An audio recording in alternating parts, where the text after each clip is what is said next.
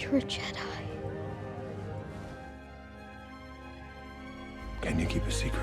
The recent slate of Star Wars movies and TV shows seem to be playing around in timelines only previously explored in novels, comics, and video. And Skeleton Crew is no exception, so ScreenRant is taking a trip through Skeleton Crew's place in Star Wars history. We could be really, really, really far away.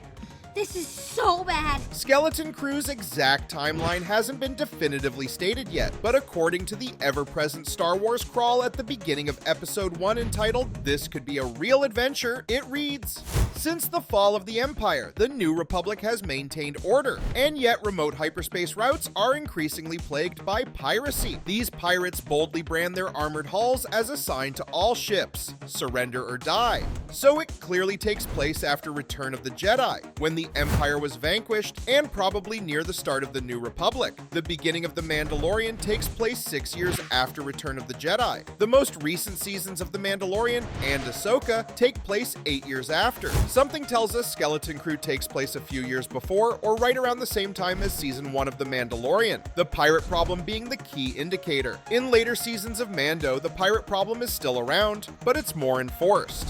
While Skeleton Crew seems to be a standalone show, it is still set in the Mandalorian and Ahsoka heavy timelines. Originally pitched as a movie, it seems as though Skeleton Crew might just be a one-and-done season Star Wars show, but that doesn't mean the characters couldn't pop up somewhere else. Ahsoka Season 2, Mandalorian Season 4, or even the Mando and Grogu movie could be fertile cameo grounds. We can easily imagine Din Djarin getting tangled up in a standalone episode adventure with the kiddie crew of the Onyx Cinder, or an episode in which X-Wing patrol pilot Captain Teva finds himself being helped or outwitted by Jude Law's Jod Nanawood and the kids. In the current Star Wars universe, anything can happen, even an appearance by the Uncanny Valley version of Luke Skywalker. Future cameos and crossovers might happen in an upcoming Star Wars project, but we suspect Lucasfilm is going to let Season 1 of Skeleton Crew stand on its own. If the first 2 episodes are any indication, it'll be just fine. But if Season 2 does come to pass, there are 2 OG Star Wars characters that could make a whole lot of sense crossing paths with the kids. Former smugglers Han Solo and Chewbacca might still continue to be on the righteous path so soon after Return of the Jedi, but that doesn't mean they still wouldn't be up for a little smuggling fun,